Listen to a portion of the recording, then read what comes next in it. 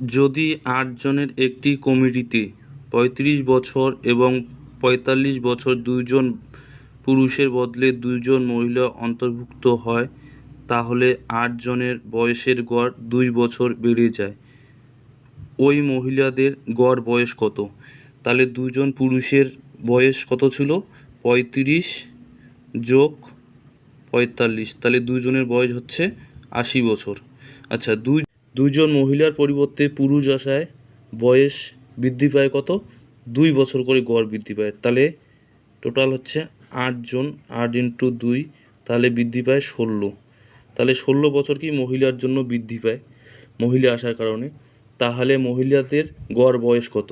তাহলে মহিলাদের গড় বয়স হবে ৮০ যোগ ১৬, তাহলে হচ্ছে ৯৬। ৯৬কে ২ দিয়ে ভাগ, ২ জন মহিলা, তাহলে সমান সমান ৪৮। ৪৮ হবে সঠিক।